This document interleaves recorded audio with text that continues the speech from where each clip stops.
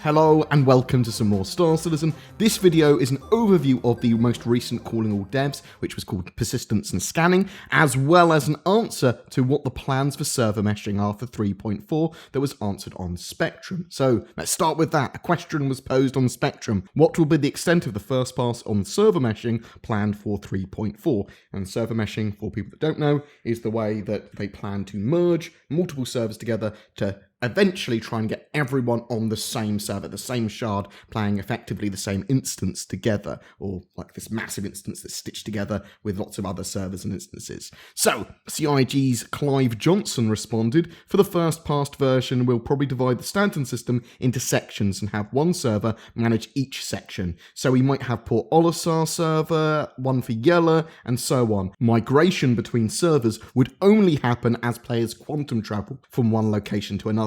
Although if you had patience to do so, you would be able to fly between servers at the sub-quantum speeds. So there are hard barriers basically there. I'm saying that this server owns this section, this owns another. We won't be connecting game servers across regions yet, US, EU, etc. in this version.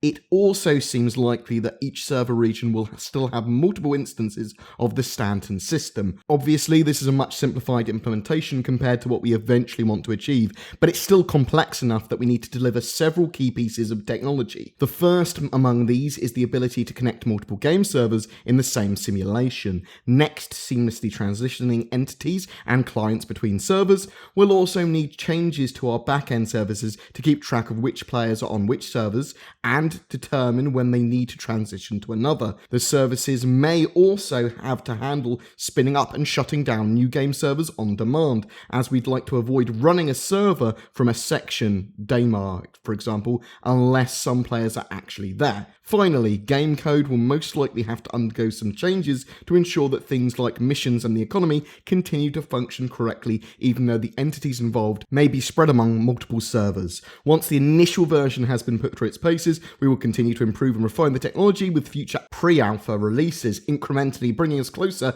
to the final goal of a single shard universe. To me, that sounds like we're getting many more players, potentially in servers by the end of the year, which is great, and I'm really glad they are looking at doing server meshing this year now. That's awesome. Persistence. Alpha 3.1 will have the persistence, or at least is planned to have the persistence, that they wanted in 3.0. So this is going to allow you to spawn where you logged off, in your ship in the middle of space, or on a landing location, like Levski, Grimhex, Port Olisar, and more, and will allow you to have more persistent data being tracked. In the future, they will also be looking at multiple character slots, but there's nothing planned for 2018 currently. Scanning, so they're working on the first implementations of scanning now, or the next stage of scanning, I suppose.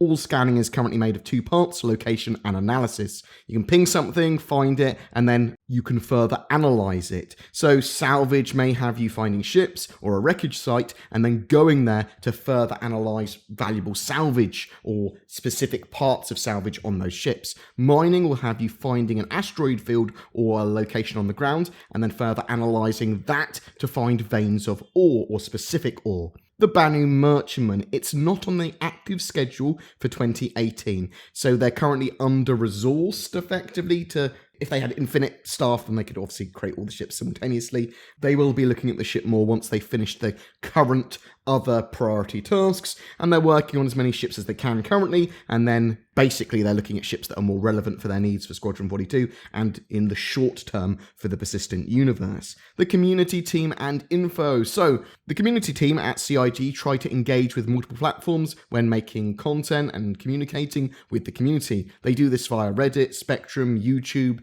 videos, the streams, community events like BritisonCon where devs turn up, and other social media. They split their time across all of these platforms as different people absorb information in different ways, and they want to be as accommodating as possible to community members. They're also streamlining a process for devs to appear on podcasts and community content. Coming soon is going to be an invited developer form, which they will have on the website, I believe. This will allow for more focused dev experiences when you're creating content or you're trying to get a dev onto a podcast or give an official answer for something. The idea here is to have a more focused dev experience with the correct dev coming onto your show or whatever, and them being prepared to answer your questions that you want. And CIG hopefully will be more and more accommodating than they previously have been, with people coming on to shows and that sort of thing. Every month we have a giveaway for a ship for February. It's for an 890 jump, donated by our featured org, Synchronizers. They're an org that plan to encompass all of the gameplay that Star Citizen has to offer,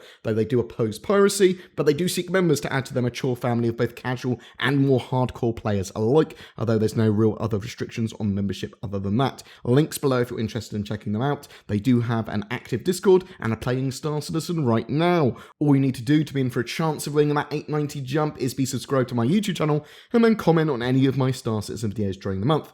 Do you have any questions about Star Citizen or Squadron 42's development, gameplay mechanics, or suggestions for the videos that I make every month? Then chuck them in the comments below. A special thank you to my Patreons for allowing me to create the amount of content I do. If you're interested in becoming one of those lovely chappies, then please follow the links to Patreon down below as well, and I'll chuck a link to everything else we've discussed down below too. Please don't forget to like and subscribe, as it really does help me, and I'll see you in the verse.